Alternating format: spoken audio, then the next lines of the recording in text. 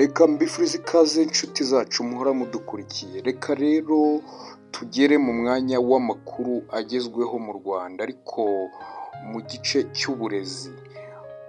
Uyu munsi Minisiteri y'Uburezi, uyu munsi ku itariki 17 z'ukwa munani 2025, Minisiteri y'Uburezi yashyize itangazo ahagaragara ko yishimiye kumenyesha abanyeshuri bakoze ibizamini bya leta bisoza umwaka w'amashuri 2024-2025 ko amanota y'ibizamini bakoze azasohoka ku itariki 19 z'ukwa munani 2025, akaba ari ku wa kabiri, ndetse ayo manota akazasohoka ku isaha ya saa 9 z'umugoroba.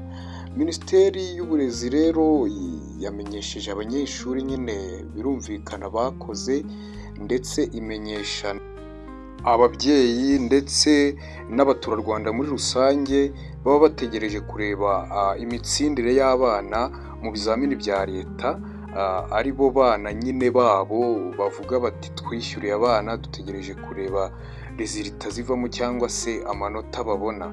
Rero ibi ni ibintu bishimishije abantu bose kumva ko nyine amanota azasohoka ku wa kabiri.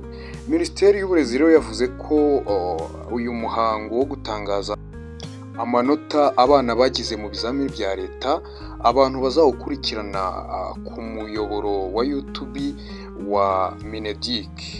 Minisiteri y'Uburezi nanone kandi yaboneyeho gutangaza ko umwaka w'amashuri 2025-2026 uzatangira tariki ya 8 Nzeri uyu mwaka wa 2025, akaba aribwo abanyeshuri bazasubira ku ishuri gutangira umwaka. Ngayo nguko rero ndabashimiye. Aya niyo makuru yizewe yatangajwe na Minisiteri y'Uburezi y'u Rwanda, akaba ariyo makuru yizewe ku bantu bagendaga bibaza igihe Minisiteri y'Uburezi izatangariza amanota abanyeshuri bagize mu bizamini bisoza umwaka w'amashuri 2024-2025.